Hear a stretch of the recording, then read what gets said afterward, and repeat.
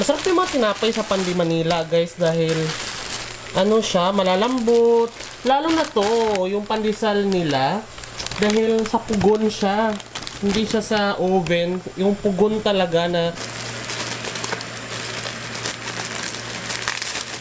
This is a green leaf powder cockroach killing bait. So bait is the English of pain. So papakain natin siya or ibubudbud natin sa mga gilid-gilid kahit konti lang. Sure. Turning the party light on. Ayan guys, nakikita nyo. Kinakain na nila. Tapos parang yung isa namatay na yung isa, oh. Ay, bongga to.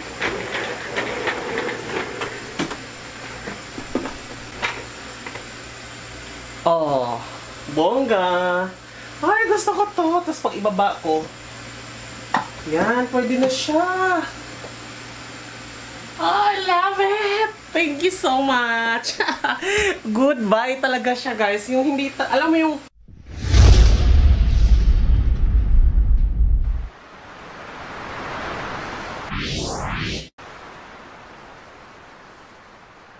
alas 5 ng madaling araw, guys, no? So, tumakbo ako palabas alas 5 dahil wala pa masyadong tao at saka wala na rin curfew dahil nagko-curfew kasi dito sa Mandaluyong ng 8 ng gabi or 10 yata or 8 hanggang alas 5. So, alas 5 lumabas ako, wala pa masyadong tao. Ayan, no? So, medyo maliwanag na rin naman sa labas. Tumakbo ako, bumili ako ng tinapay. Sunday kasi ngayon, guys. Wala na kasi ako makain ditong matamis. So, bumili ako sa Pandi Manila. Bumili akong pandesal. Ito ay 350. Oh, okay. Decent size naman pala. Ay, liit pala. So, ito yung 350 nila. Pero masarap kasi ang Pandi Manila. Meron akong binibili ng pandesal dito sa likod namin. Kaso, hindi pa sila nagbukas dahil late. Yata nagising si Kuya. Tapos, bumili ako ng tasty bread. Ito yung loaf bread worth 55 pesos. Decent size na rin siya. Hanggang August 12 ang kanyang expiration date. Tapos bumili na rin ako ng cheese bread. Ito medyo mahal-mahal ko ng konti dahil 85 pesos to. There. Medyo masarap kasi. Masarap yung mga tinapay sa Pandi Manila, guys, dahil ano siya, malalambot. Lalo na to, yung pandesal nila, dahil sa pugon siya. Hindi siya sa oven. Yung pugon talaga na ginagamitan ng kahoy, kaya masarap, mabango ang mga tinapay nila pag pandesal. Pero ito, mukhang sa oven lang yata itong mga ganito nila eh. Kasi iba pag pugon yung ano nila gagamitin. So yun, mag-edit muna ako ng video ngayon para sa ating i-upload. Tapos pinta na rin ako ng kape. Tapos kainin natin itong cheese ng Pandi Manila. Sarap kaya ito. Malambot siya eh. Ayan o. So, sarap sa kape. So, mag-edit muna tayo ng ating video. Tikman natin. August 11 pa naman expiration niya. Haba naman ito. Ano ko to kakainin na ano? Hindi masisira yung tinapay. Paano ba ito? Wag na nga. Diyos ko, gaganunin na lang natin.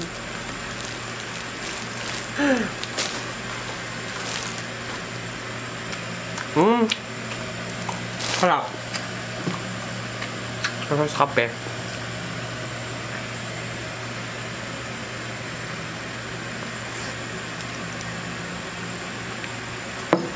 Buhay na Sunday ko. Tinapay na.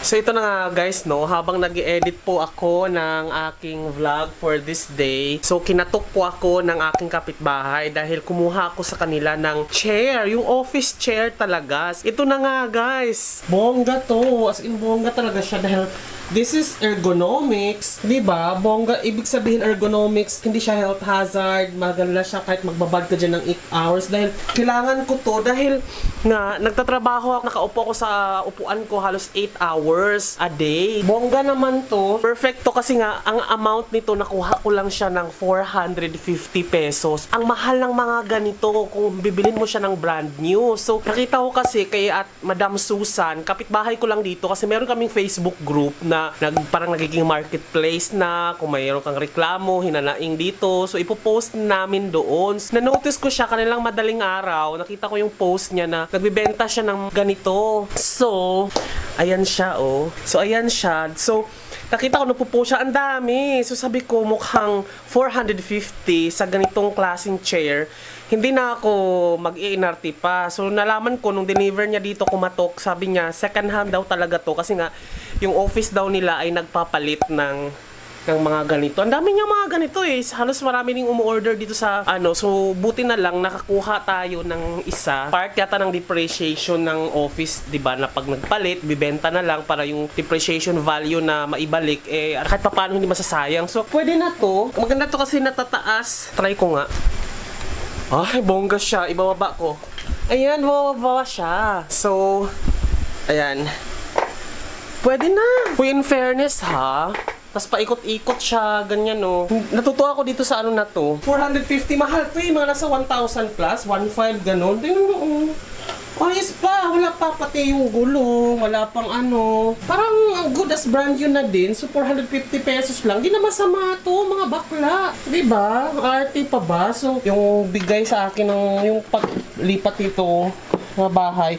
And umuuga-uga na siya. And then, hindi siya ergonomics dahil nga, ang sakit sa likod pag nag-stay ka ng 8 hours pag ganitong chair kasi, di ba? So, at least ito, pang office na talaga siya. Wala lang siyang yung ano nito, yung arm, yung ganito dito kasi pang sa boss daw yun. Pero hindi na ako arte sa 450 pesos kasi kung masisira to ng 1 year, 450 pesos lang naman. Kahit 1 year lang tong lifespan nito siguro. Bibigyan ko to ng 1 taon habang naka-work from home ako. Tsaka mga gamit ko to pag nag-edit ako, dito na ako ano, diba? So, yun. Panibagong gamit na naman. So, yun kasi, retractable yun eh.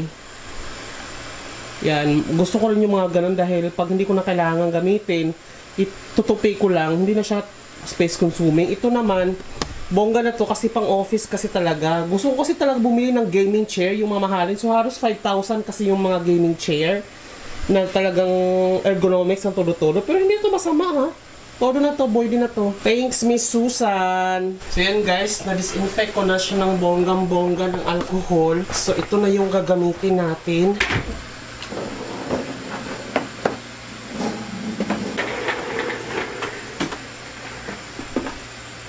Oh, bongga. Ay, gusto ko to. Tapos pag ibaba ko, yan, pwede na siya. Oh, I love it! Thank you so much! Goodbye talaga siya, guys. Yung hindi, alam mo yung for the 450, hindi na masama to, di ba? Oh? Tsaka ergonomic siya. Nakaganyan, alam mo yung, di ba? Gaganon-ganon ka, hindi sasakit yung ano mo. So, mag-edit ako ng ganito, di ba? Hindi na masama to, Diyos ko. Ang dumi pa, hindi ko pa kasi naayos yung pinaka-workspace ko, pasensyahan nga. Ito kasi mga na-declutter ko ng gamit, ipapadala ko sa Bohol. So, ayusin ko yan. I-wire management ko. Tapos, basta i-set up ko to. Tapos, papalitan ko tong table na to ng pang-office talaga. Office table. Yung matino talaga. Then, yeah, there. Ayusin ko muna to. Hindi pa ngayon kasi nga, kailangan ng pera para mabonggahan ko na ng ayos to.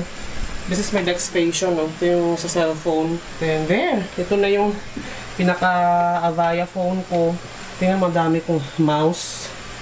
There. So there guys, ipapakita ko rin sa inyo yung nabili ko rin sa kapitbahay ko na pinost din to niya sa aming Facebook group ng mga taga-resident ng Urban Deca. So this is a green leaf powder cockroach killing bait. So bait is the English of pain. So papakain natin siya or ibubudbud natin sa mga gilid-gilid kahit konti lang. Then mamamatay na yung mga cockroaches. Kasi dami kong cockroach dito siguro dahil nagluluto ako or something. So, well, anyway, German cockroach kasi siya. Hindi naman nawawala pag kondo talaga ang mga ipis. And then, this is amounting to 10 pesos each. Kasi nga 100 yung pera. Ayun, may sukli pa nga ako eh. Kasi kinuha ko to sa kanya kay Madam Jen. Shout out. 100 pesos yung pera ko. So 10 pesos each. So sinuklian niya ako ng 60 pesos. Dito lang din sa unit ko niya ito kinuha. Naging marketplace kasi yung group namin sa ano.